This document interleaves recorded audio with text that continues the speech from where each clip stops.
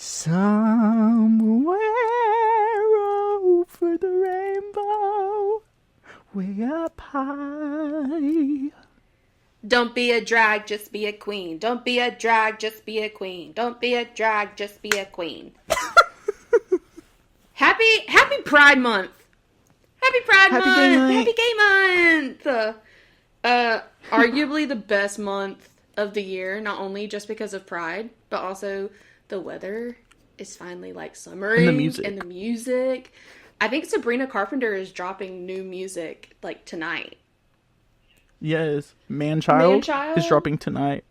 I don't think like excited is the word. Me and my coworker today, this morning at work, we were talking about it because she like unironically looks a lot like Sabrina Carpenter. Like if Sabrina Carpenter had brown eyes instead of blue. I mean, they favor very much. And she was like, she was like, Sabrina's dropping a song tonight. I was like, girl, I've been new. Like, so you're dropping a song, right. So yeah. So when you are listening to this episode, we're recording on the 5th, and she's dropping her song on the 5th. Yes. So I'm going to need y'all to listen to it now. If you haven't already at this point, you're stupid and you're an uggo. You're about to be an uggo if you have not listened to it yet. Right. You actually, hey, something crazy happens. The more you listen to Sabrina Carpenter, the hotter you get. Yeah. So if anything, it would give you more hottie points on your personal scoreboard to just listen to her. Mm-hmm. And then once you listen to it, hey, go ahead and pause right now. And then once you listen to it, come back and comment your favorite lyric. Right. We'll take a moment for you to pause. We won't talk about anything exciting while you're away. Okay? All right, and welcome back. Thank you so much for taking time to go and listen to our friend Sabrina's new song. She could really, really use the streams. She's not getting enough. Right? Like, she's been popping off since last summer. Period. She's an icon. She is. And I mean, she's been around a lot longer than that, but I feel like people really started talking more about her last summer, and then whenever she dropped Short and Sweet, we were like, it's really good. Who's this little short queen? Well, I'll be honest with you. I think her opening up for Taylor Swift on the Eras Tour really helped her because it put her in connection with a lot of the right people. Oh, 100%. So, I'm definitely not saying that Taylor Swift deserves the credit for Sabrina popping off, but like Sabrina being talented enough to hold her own in that kind of network and people wanting to work with her, like that should let you know how talented she is. So I'm not giving glory to the Taylor Swift. I am saying Sabrina earned it, and she got herself into the right place with the right people. And good for her. Hottie behavior. Period. Love her. Love her. So we did get a application last week from our last episode, Miss Haley Mears. She put in her official resume for our janitor position. And under her qualifications, it's I'm just her. And she said that she will work for turkey bacon wraps, but no onions. And I think we'll talk it over. But we're going to put you at the front of the line for that position. And we should give you a call sometime this week for that. You won't have to clean much because Hottie Nation is just, we're clean. Yeah. But all you would really have to do is hold a mop because we don't really have anywhere to store our mops. So if you'll just hold on to them, that would be great. Right. And also, I mean, all the experience that you have, Haley, at reading, the I'm That Girl, that really struck a nerve with me because I identify with that because I'm also that girl. And that's just hard to come by. So, like, we're definitely putting you at the forefront. You know what? I think we should just approve it. Yeah. You know what? So, Haley, because of your exceptional janitorial studies, would you take the job? Would you accept the job? Yep. Let us know, and we'll give you your benefits package and let you know the next steps. Also, for getting hired on the benefits package. It's really just the benefit of getting to be friends with us, which, if you ask anyone, super pricey.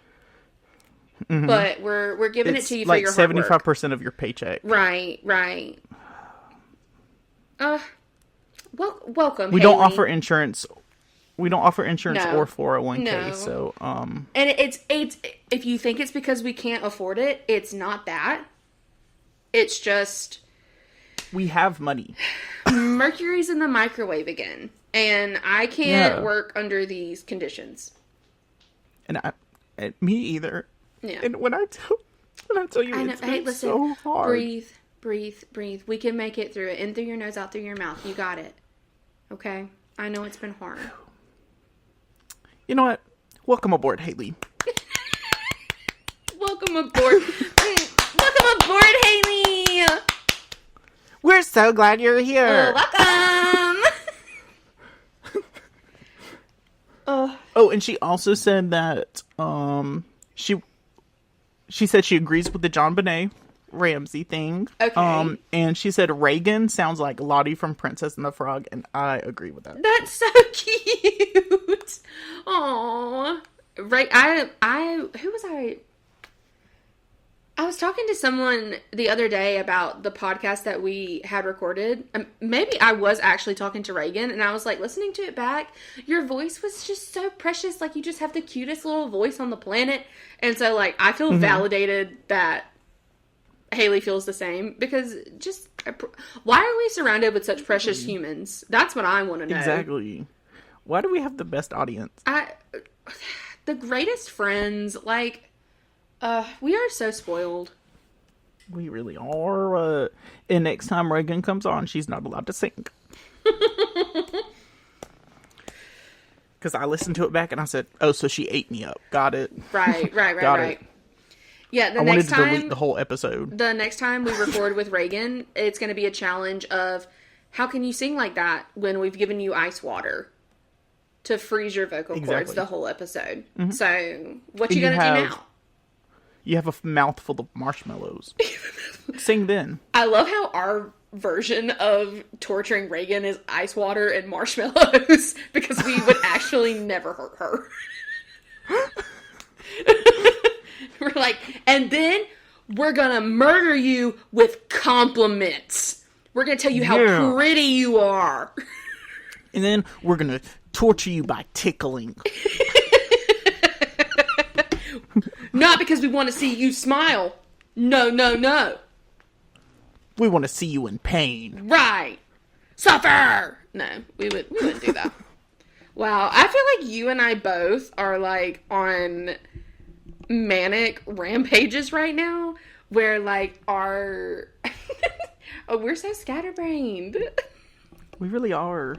And it's the fact that hold on. We're going to go into the topic of this week, actually, talking about manic episodes. Yeah. Today's topic is hotties can go through it, too. Yes, we can. Because they can. And what's funny is me and you called, was it yesterday or the day before, and you clocked me on my crash out. You were like... It was yesterday. You called me, and I'd been waiting on it. Because I was like, okay, I haven't heard much from him. Because you and I text usually, like, every day, every couple of days. Like, we keep in touch. And so when I hadn't heard from you in a few days, I was like, oh, my sweet, sweet, sweet friend. He is going through something, and I was like, you know what? He already knows if he needs me, I'm here, because I've opened myself up to be available, and it's only a matter of time. And then you called me, and I was like, okay, he's okay. He's all right. Let's talk about it. And we did. Mm-hmm. So... And it was a good conversation that led to a lot of realizations in life. Yeah, but I also, like... as far as clocking you and the crash out, please understand the only reason I can clock you and your crash outs is because you and I are the same person and they look almost Literally. identical to my crash outs. So, like, I get it. I feel like you would let me off the leash a little bit to, like, run around and sniff the neighborhood and do my business. But you know that I would, like, come back. You know what I mean? Like, you know that I'd come back and I'd report. And I'd be like, hey, not doing great. I don't know if you could tell or not. It was just the fact. It was the fact that, like, 5 seconds into the phone call, you said, "How are you?" And I laughed, and you said, "No. How are you?" How are you?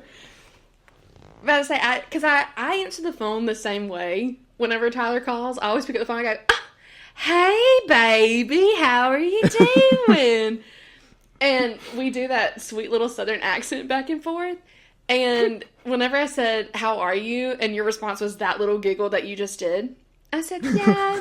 I think I literally said, "About like I expected. Let's talk about it." Glad we could clear that up. Okay.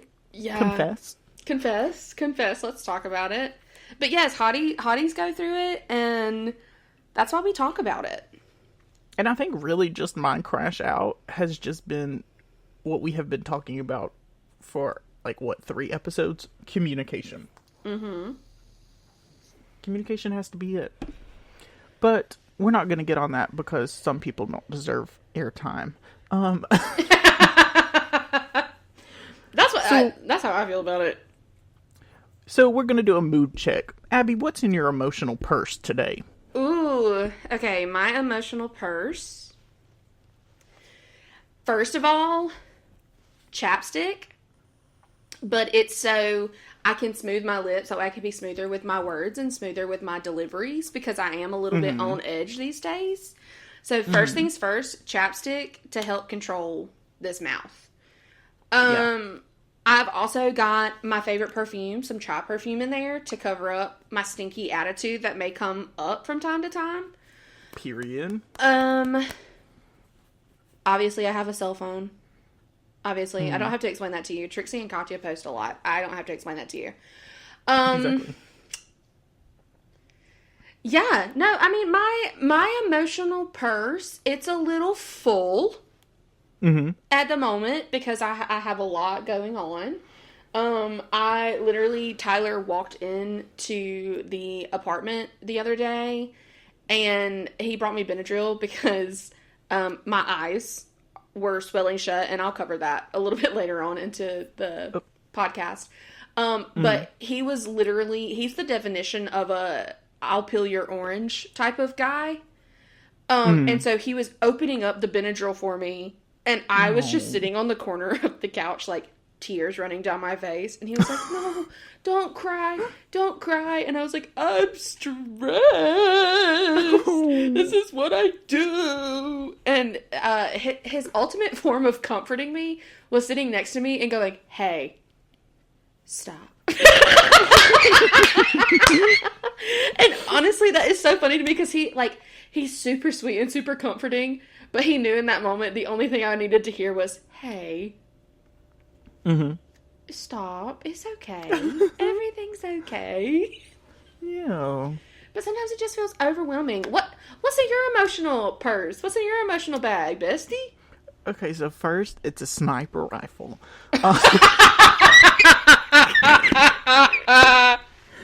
Y'all thought I was going to say gun. Nah, I have a sniper.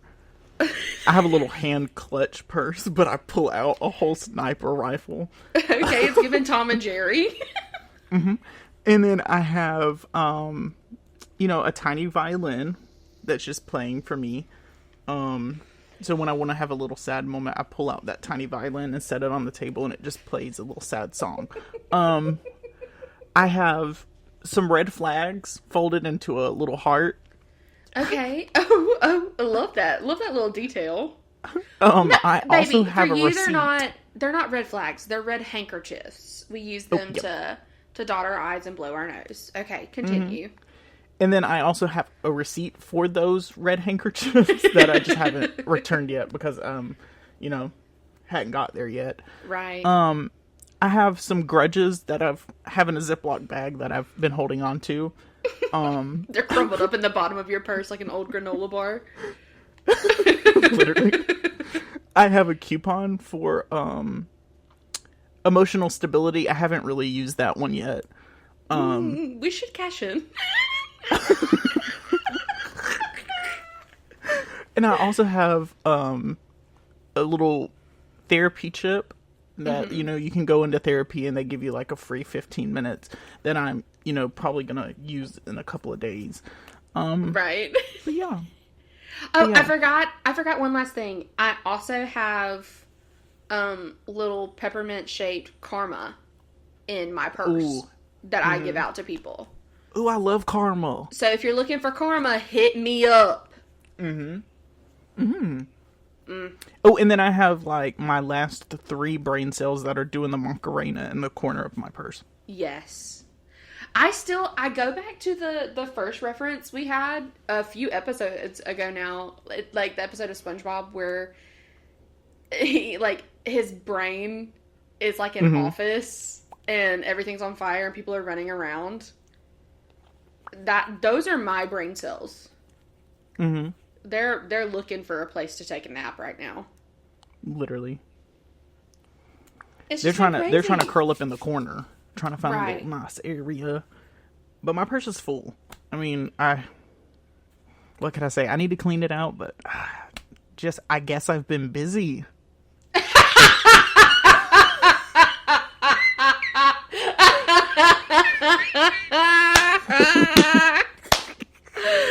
And for you that's listening, what I need you to understand is if you had a moment where you just said, was that directed at me? Yes. Yeah. And call your dentist. Stop. Alright, I'll stop. Sorry guys, I'm a little feisty today. Stop. Oh no. Like, I don't know. Here's my problem. I love you so much. I literally love you so much that anyone who even thinks about hurting your feelings, I automatically want to mentally obliterate. And that's probably not good. That's what friends are for. Right. That's also what I have in my purse. I am very protective of my friends and their peace and their progress. And I'm always like, be nice to everybody, spread kindness. But I'm a hypocrite when it comes to my friends because look at them wrong, we got problems. Treat them wrong, we've got even bigger problems. Exactly. Like, I digress. We'll leave it alone. You know what? We'll be nice this episode. Exactly. Well, yeah. Hi, y'all. Okay, so on a scale from mascara running to full glam, how are we doing today? I'm completely barefaced so everyone can see how swollen my eyes are from crying. What about you? My mascara's been gone 2 weeks, so. Yeah. Okay, so we're right there with each other. Well, I mean, I think the reason that we are and we can relate to each other so hard right now is because I feel like work-wise, you and I are on like the same journey. Where it's like we're finding a place that we're planning our roots again.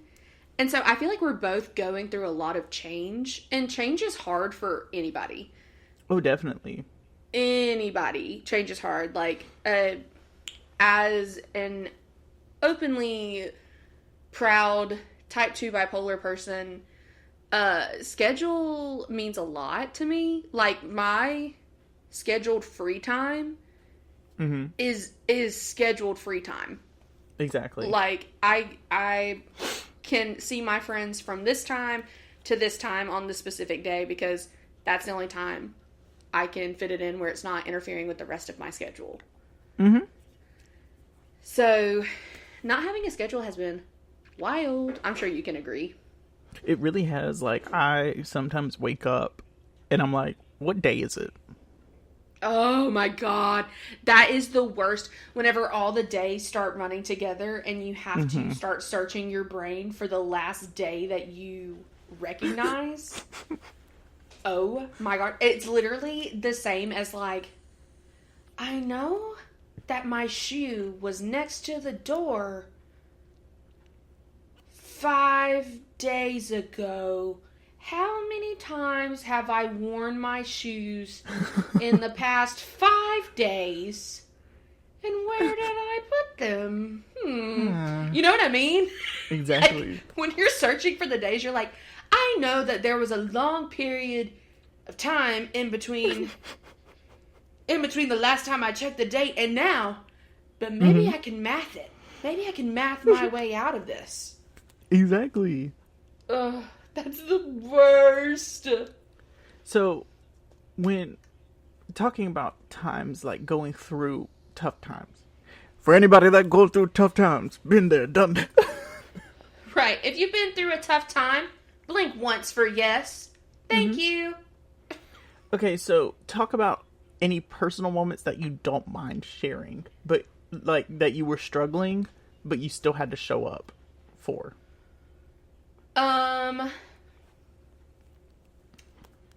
Do you want like a super heavy one or like kind of like a lighter one?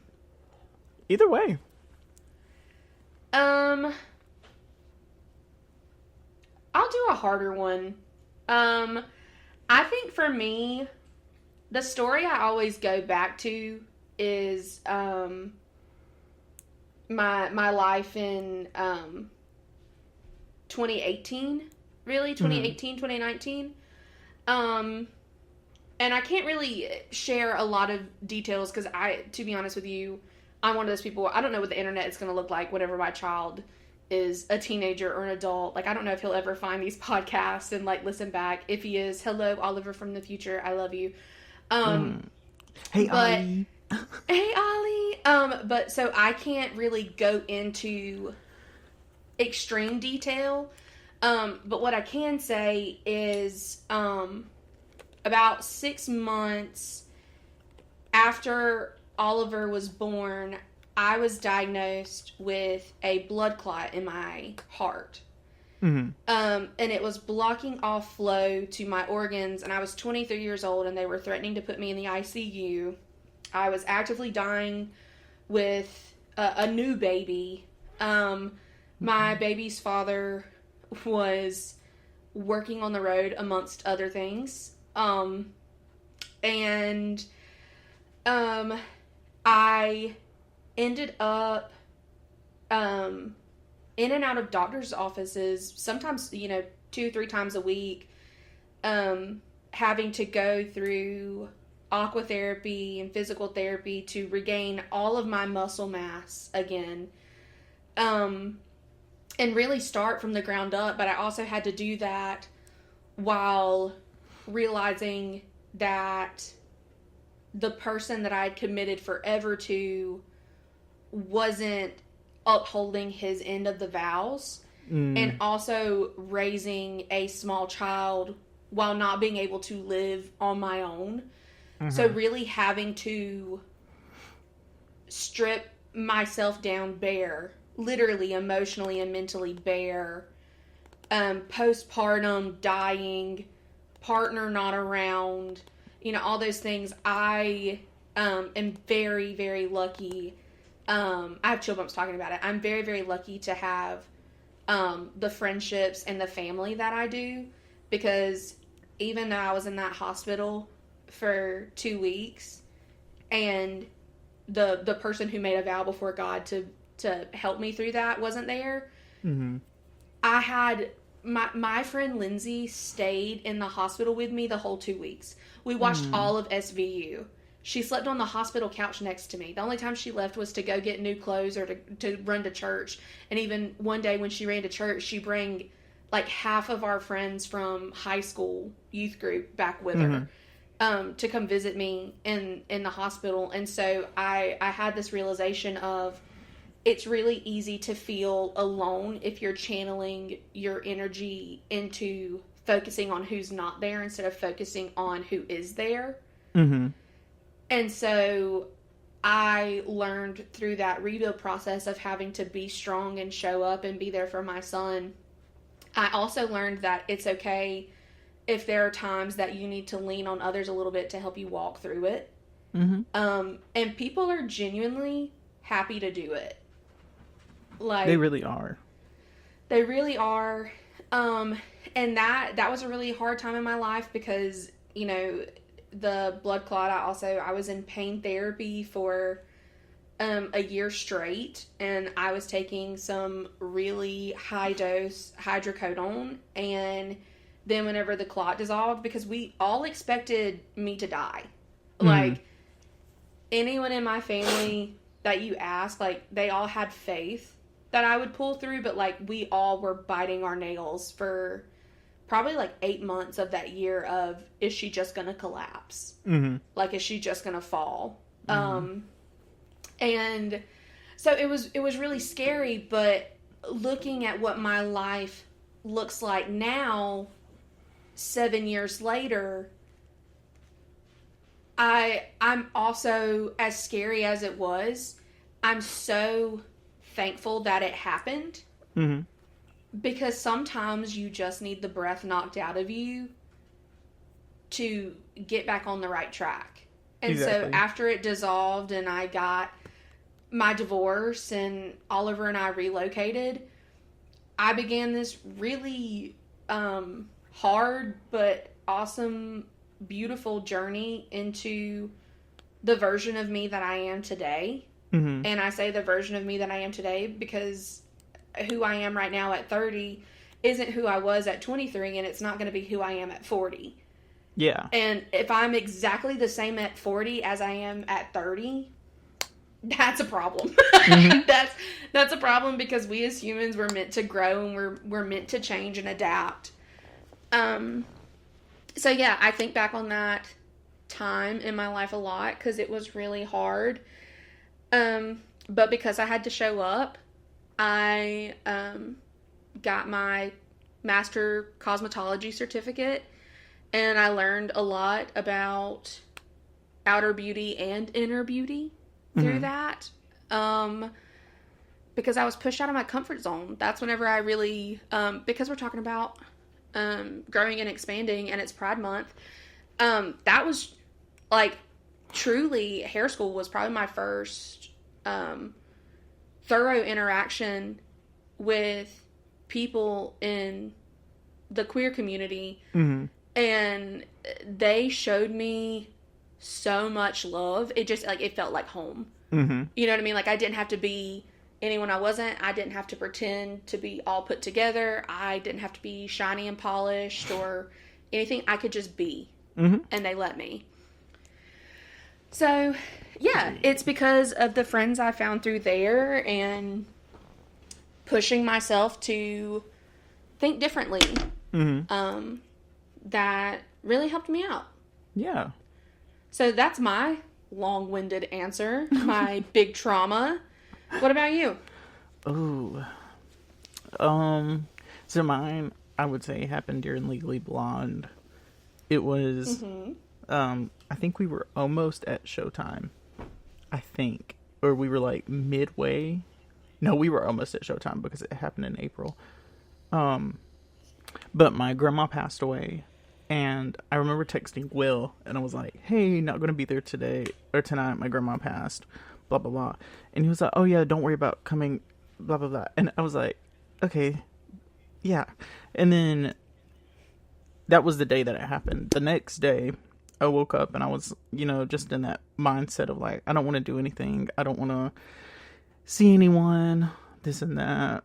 And, I pushed myself because I was like, you know what? I'll go to practice because I need to get away for a little while. Even if I drove there and just turned around and came home, like, I still need that moment to myself during that time. So when I got there, obviously it was like nothing happened. Everything that had happened kind of like vanished and pushed to the back of my mind. And I love that because I was able to realize that in that moment of grief of losing someone, I also am gaining so many friends because of theater. And like, I would never take for granted doing Legally Blonde during that time because of the friendships that I have now still because of it. And it was just, I don't know, it was a hard moment in my life, but also a really beautiful moment. Oh yeah. Well, and I remember losing my grandmother at 15, and she was my neighbor. Like, I saw her every day. And that really does alter you in such a way. Yeah. And, you know, as a parent now, you know, as much as I wish that I didn't, and I feel like a lot of people do, I have that moment where I realize with Oliver, I'm like, because he's close with all of his grandparents. All, like, both sets of grandparents, super close. And I had that moment where I was like, I'm going to have to help him process losing these people one day, and I'm going to have to process losing these people one day. How am I going to keep myself organized and together in order to be there for him? You know what I mean? Like, I sometimes I take a moment and I think about the complexity that humans have to achieve. Yeah. I guess is the best way to put it. In order to, like, be a functioning member, and trying to put emotions in their place while also not letting them take over everything is such a hard thing to do. And I'm saying that as a type 2 bipolar person. Yeah. Like, there have been times that I have, like, outwardly said, I wish I was just a sociopath. Like, I wish I was just a psychopath and I didn't have to feel all of these things. And then I have these super high highs where I'm super happy and everything in my life feels like magic. And I'm like, oh, these are the moments I live for. Like, everything is beautiful and wonderful. And then 2 days later, I'm like, wow, where's a knife? Like, you know what I mean? Like, the human brain and the human emotion scale, like, it's so freaking complex. And it just gets more complex the older you get. Yeah. And it's just like, where's my filing cabinet? The drawer. Where can I put this? Yeah. Put some WD-40 on my drawer. I need it open. Come on, y'all. So, what do you think is something that, like, you told yourself during that time, like, during that hard time, that gave you the courage and the energy to, like, get up and do something? Like, what was the moment where it sparked and you were like, okay, let me change it up? It was really, like, I don't know. I had been struggling with depression at that point. So I think at that point I was medicated. Yeah. But if I wasn't, then obviously it was the fact of, you know, I had noticed and was aware of that mental state coming back. So I was like, hey, let's not. Yeah. Let's go outside. Let's get some sunlight. Let's take a shower. Let's sit down and be with ourselves for a moment so I can categorize and really process these emotions. Because if not, then you're just going to hold on to this, and years down the road, it's going to be resurfaced in some type of way. And it's not going to be good for you or others in your life. And, like, I know during, I think it was last year or the year before, I had done this therapy thing through my work. Like, they offered this, I think it was called Myru Health or something like that. And basically what they done, they give you these, like, exercises to do daily, these little tasks that you can complete daily. And you can also set up voice or video calls with your therapist. So I set up one, the only, no, this, I had two, and the last one that I had, I don't know, it was something that I didn't feel, if my therapist is listening, hey, you're not. Hey, you don't remember my name probably, but like, hey, actually, nothing against her. You don't know me. Nothing against her and the stuff that she was taught throughout her schooling. It was just like, her question was,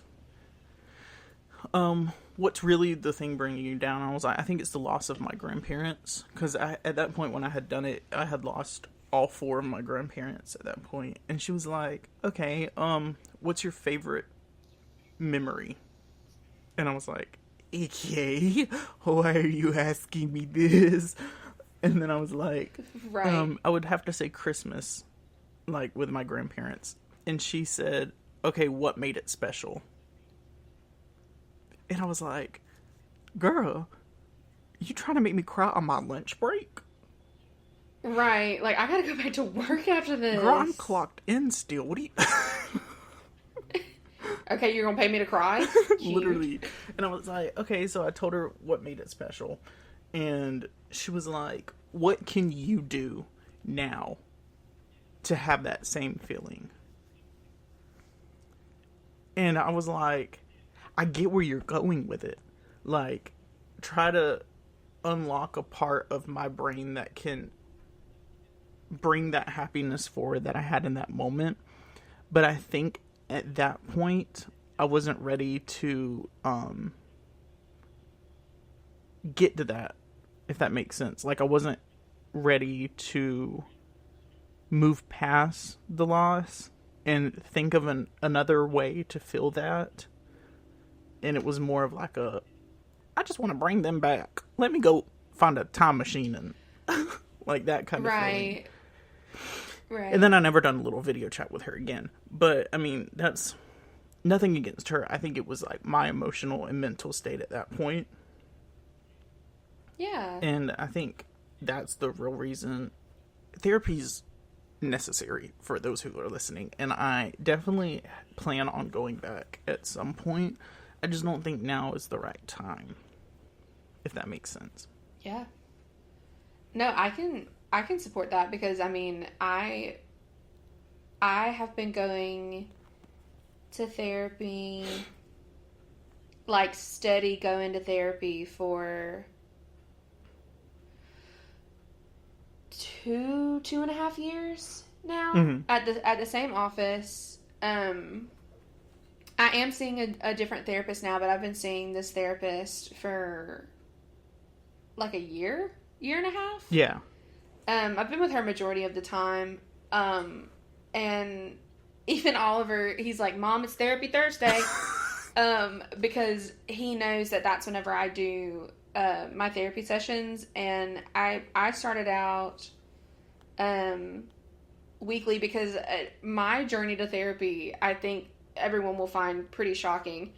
I had experience with therapy before, like in childhood, for, they were major things, but my parents didn't know that they were major things. My parents just knew that something was going on with me and that I needed therapy. Mm-hmm. And so the first time I went to therapy, it was kind of because I was told, okay, this is what you're going to do. Yeah. And thank goodness they did that, because whenever I'll never forget my first ever therapy session, the therapist read what was on my chart, and she looked at me, she says, it says that you're here for this. And I said, yeah, it does, but I want to talk about this. And she was like, let's talk about it. Mm-hmm. And so I was able to talk to her about, something that happened to me whenever I was younger. 1 second. I'm getting a beep in. I'll text him. Give me a brief pause. Fill the air. Oh. We'll just cut. 1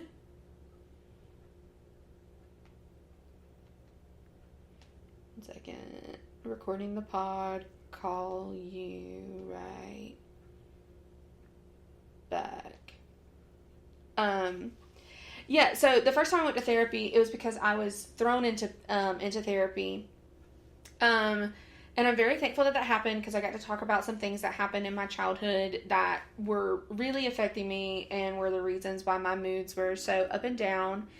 Um, and then I tried to go again in college for a little bit, but a lot like you just talked about, like I wasn't ready for it. Like I wasn't.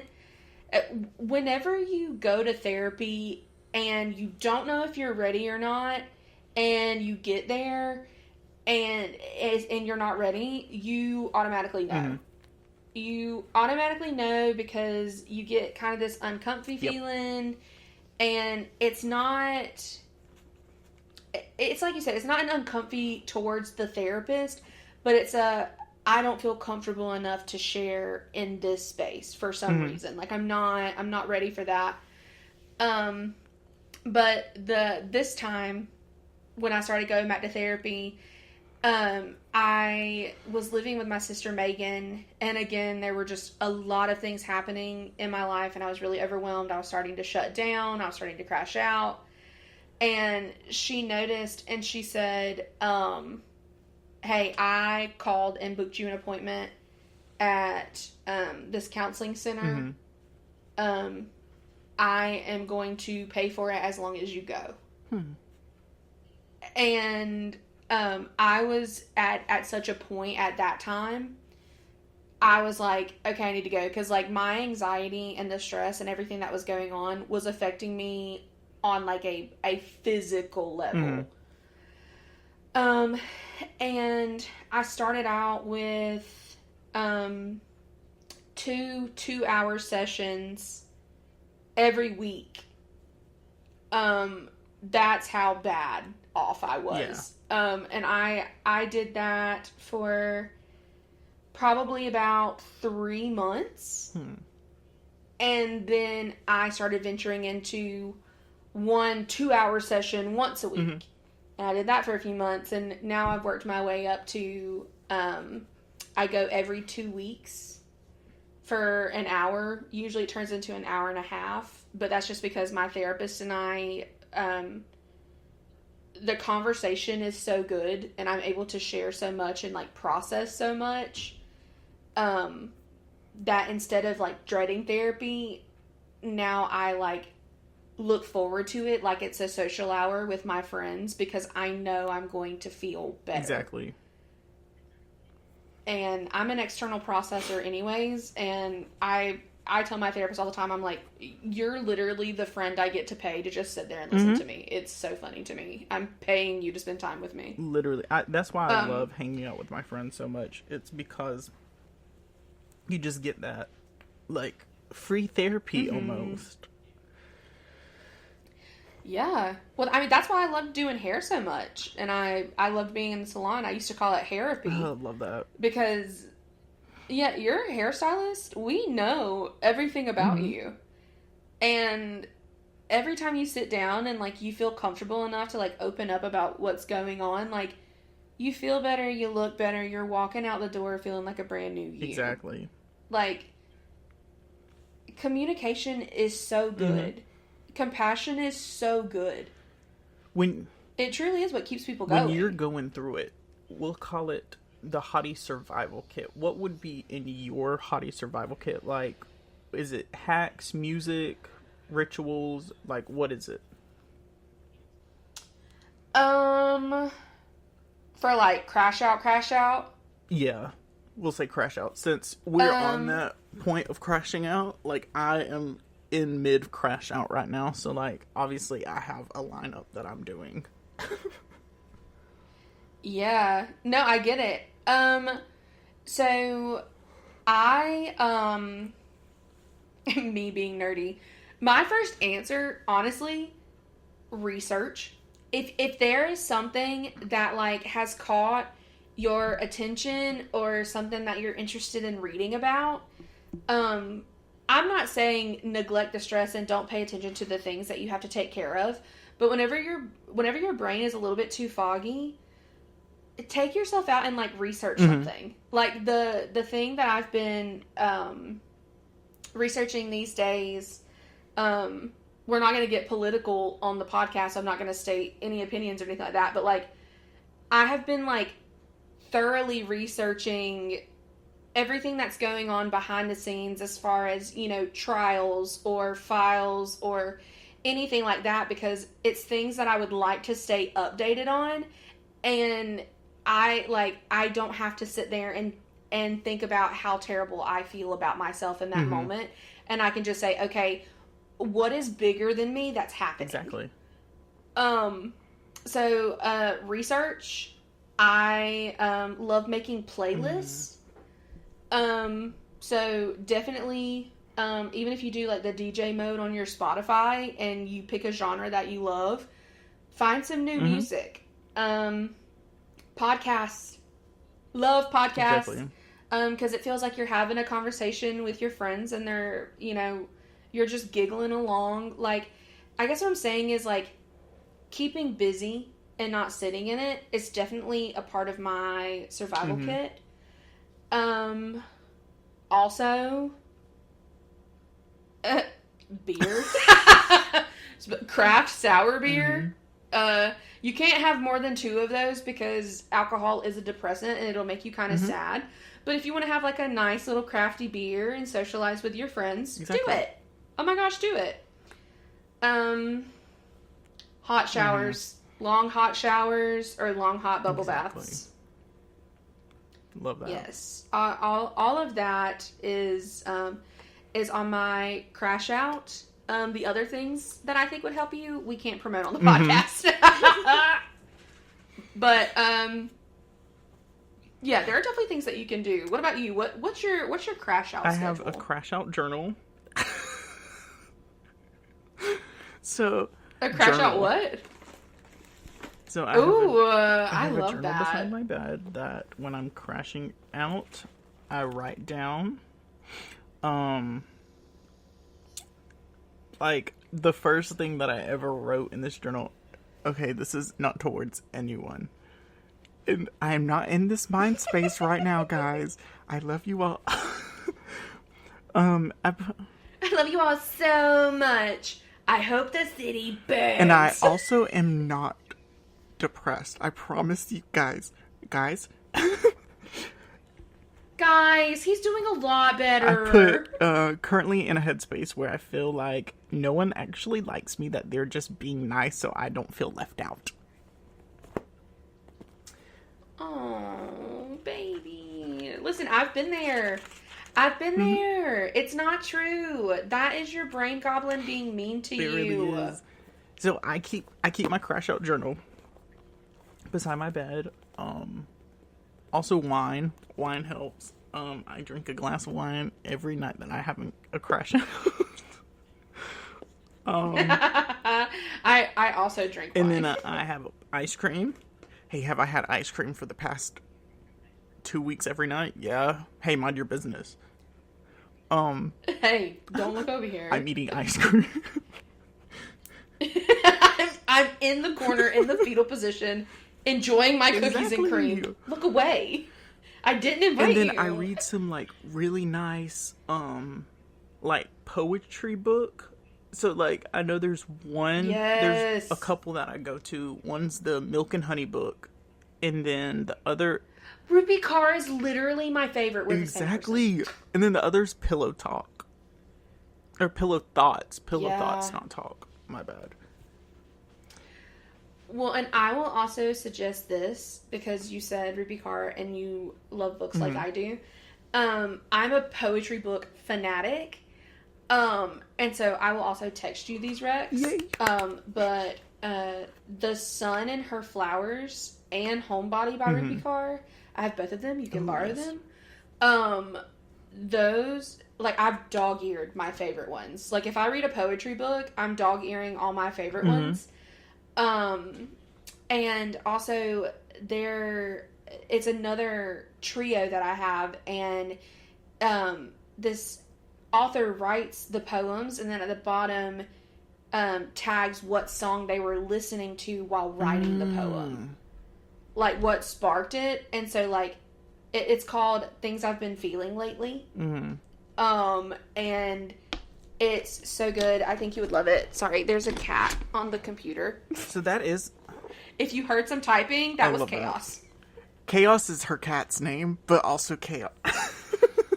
Chaos because of the sound. Chaotic, yes. Our cats' names are Chaos and Havoc, and they're so handsome. But I also do skincare. Like, I practice skincare religiously when I'm doing that, because when I'm in a crash out, because it's like,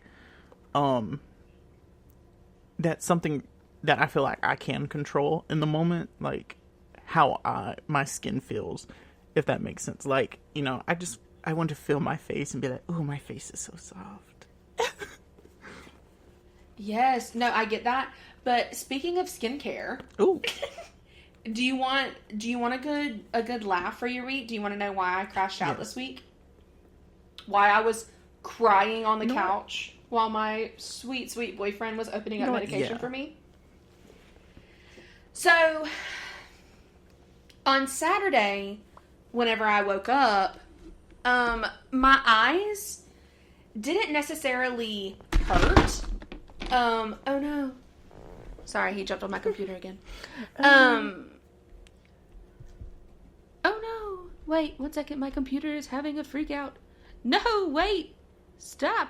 Chaos, stop. Okay. Okay, sorry. Wait, I'm back. So I woke up Saturday. Again, I say, my eyes didn't necessarily itch. But I had like a red line through them. And I went to work anyways, because again, they weren't hurting. I just put in some eye drops to like help with some irritation, like try not to stress about it. Well then, Sunday rolls around and it's the same. Well, Monday night, as we're watching TV, Oliver is laying down to go to sleep. He's already fallen asleep. And I pull up my phone camera and I look at my eyes, and my eyes are getting more red. Well, Tuesday morning, Tyler was kissing me goodbye before he went to work, and I tried to, like, open up my eyes to see him, and one of them opened, and the other one, like, opened, but I could tell that I was looking through, like, a slant. And I said, I can see the top of my cheek right now. I'm scared. And I couldn't see it. I could see it at the left side, but not the right side. And I was like, oh, lovely. I'm a little uneven. Let's see what this is about. Needless to say, my eyes were swelling shut. I was swollen all the way down, like past my nose to the top of my mouth. And I went to the doctor, and I had put on press-on nails. And they're thinking that I rubbed my eyes while I was asleep and got some of the adhesive, like, in the creases of my eye or in my eye. And so I am not allowed to do any skincare. I am not allowed to wear any makeup. I have to wash my face and my eyes with baby soap every day. Yeah, and the swelling has gone down some. Am I taking Benadryl like they're candy? Yes. Yes, I am. That is why I crashed out this week, because I was like, I have to go work in the public, and like I work in sales at this really nice place where like we have to dress super nice, we have to be like a 10 most of the time, and I was like, because, like, I feel confident without makeup. Like, I'm usually a no makeup girl anyways. But I feel like whenever you're on the clock and someone is paying you to show up and, like, look nice and professional and sell these nice things, I should probably, you know, draw some eyebrows or something and not look like a naked mole rat. Now my job has to embrace me for who I am. They have to let me. Adam Sandler. Yeah. But that triggered my crash out this week, because I also have wanted to, like, rub my eyes so bad to the point where, like, at one point Tyler had to, like, I had my hands together, like, in a prayer thing, and he had to hold like the top of my hands together from me not like rubbing my eyes because I just wanted to take the heels of my hands and dig. But yeah, no, that was my crash out this week. My eyes wanted to fall out of my head. They wanted to look at you. They just wanted to look at you. Do you blame them? Exactly. My eyes were like, I love this woman so much. I have to look back at her, and my eyelids said, "No, you don't," and so they swole to keep my eyes in there. Stop. You're on the clock. Stop escaping. Exactly. Like you have a job to do. My crash out was multiple things. Yeah, I feel like you do have a lot happening. I'm telling y'all, this year has just not been my year. Honestly, I sound like I was starting to cry. Hey, I'm not crying. This. Hey, we're tough around here. Me crying? Only when I go to sleep. No. And I'm mainly crying for y'all because now y'all got to take a break from me. That's so sad. I get to hang out with me all night long. It's just the recently being unemployed. Can't go into detail on that, obvious reasons. Right. And then just a bunch of other things like, you're really committing time. You know what? I'm not going to go into it. I'm not going to. Because it's just going to make me crash out. You said we had to be nice. Crash out. You said we had to be nice. I've been nice this whole time. I said one mean thing. I said one mean thing. And then I and did we cut the thing that you said? So, you can have your Did we moment. cut the moment you said? Probably.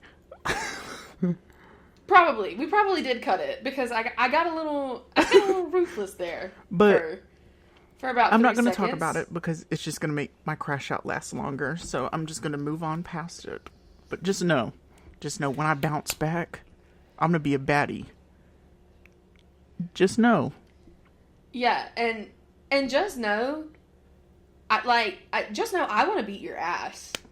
Like, if you don't know anything else about me, just know that. Just know, I will square up with you. And just know, I'm ready for next week because I get to see my bestie.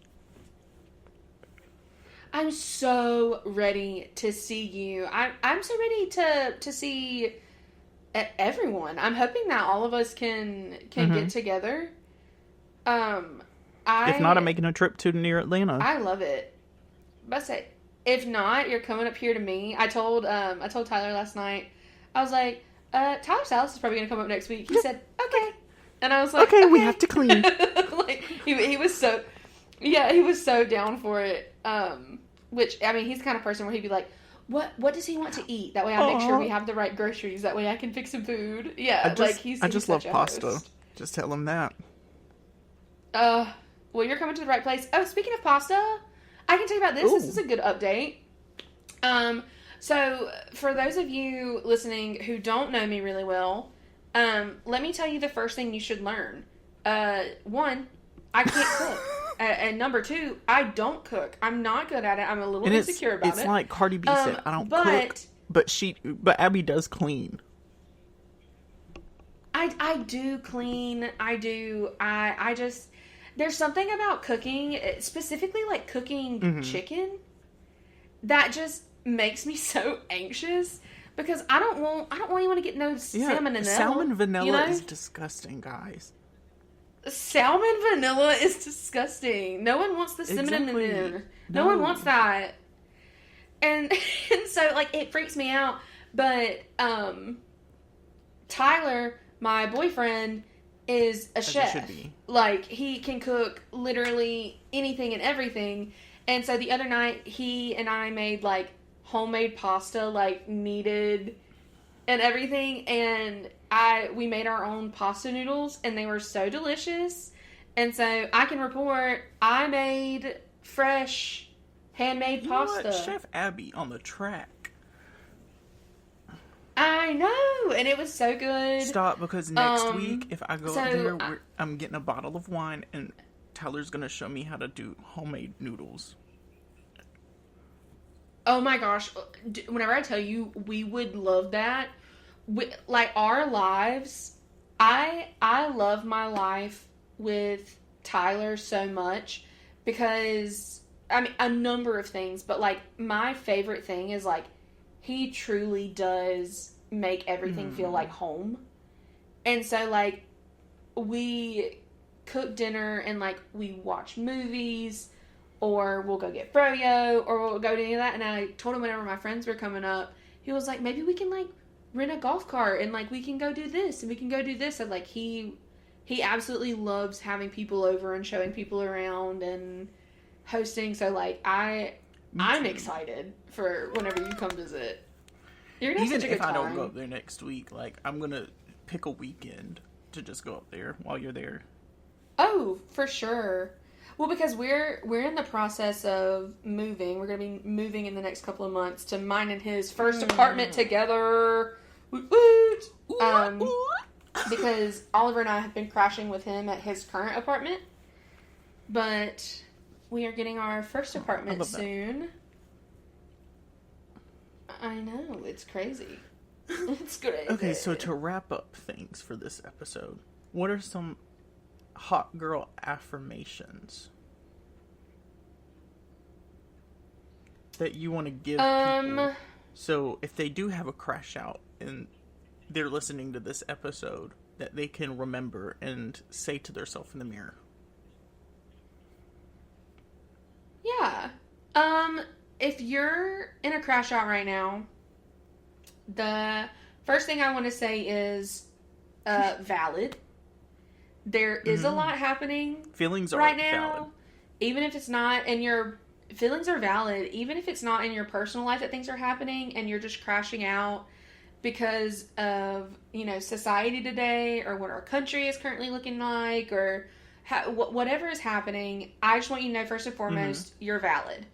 I also want to let you know that feelings are fleeting and to remember that and you're not going to feel this way forever. This is a moment and think of something that you would enjoy doing, even if it's just as simple as like going for a drive. I love driving. It's where I do some of my best thinking. And you've survived something I tell myself every single crash out and every single bad day is you have survived every bad day so far. What's one more? Exactly. What's one more? You've already done it all these other times. You can survive one more bad day. And 2 pro tips. I want to throw that in there. 2 pro tips to handling your crash out. Number 1, if it's an anxiety crash out, the biggest thing that I've learned through therapy that helps me is change your if this were to happen to when this would happen. Or a better way of saying it is instead of saying what if, say if then. So instead of saying what if this happens, say if this does happen, this is how I'll handle it. And number 2, the mean voice in your head. My friend Jessica taught me this one.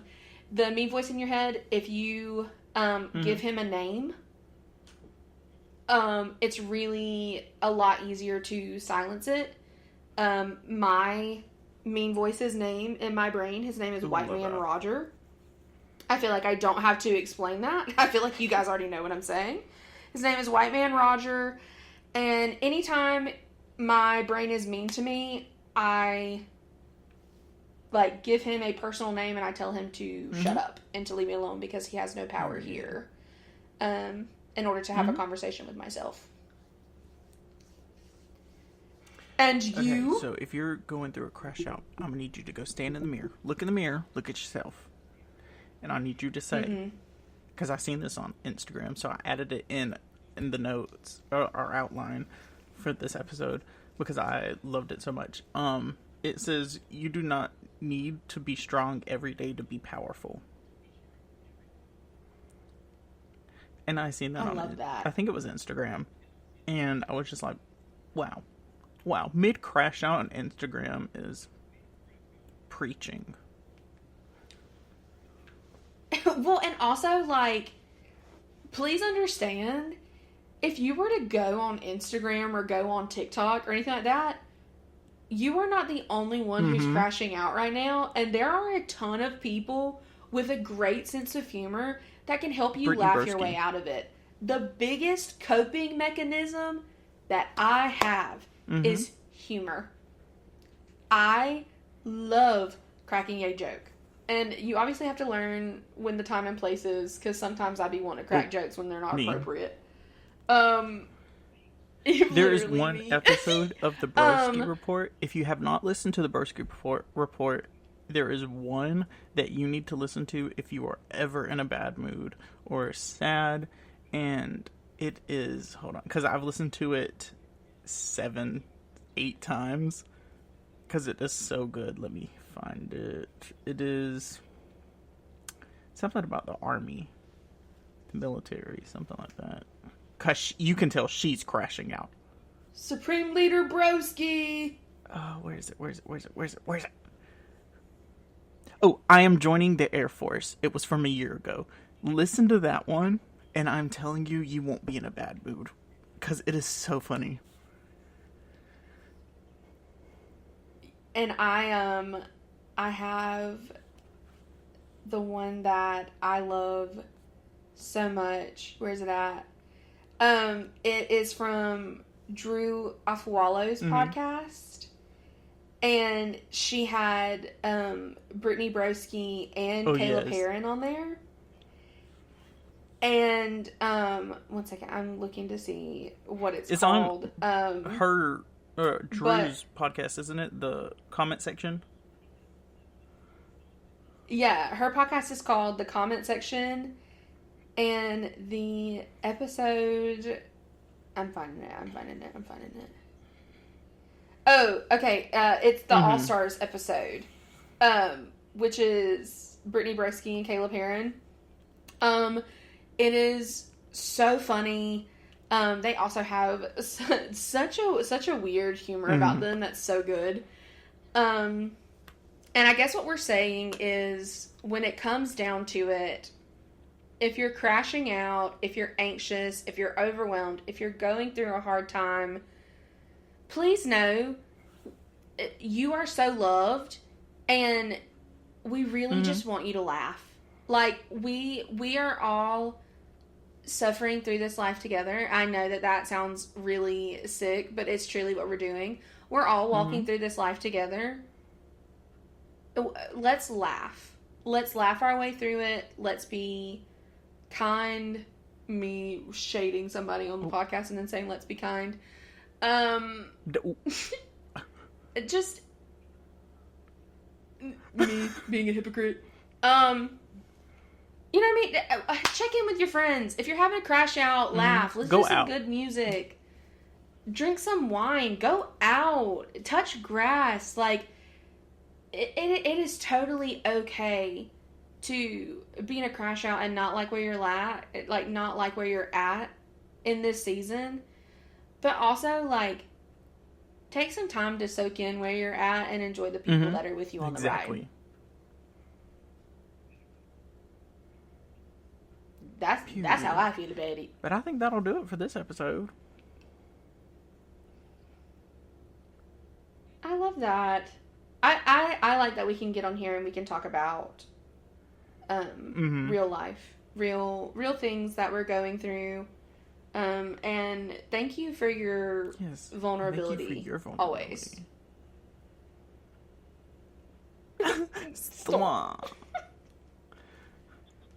Okay, Hotties, see you next week. See you next week. Bye.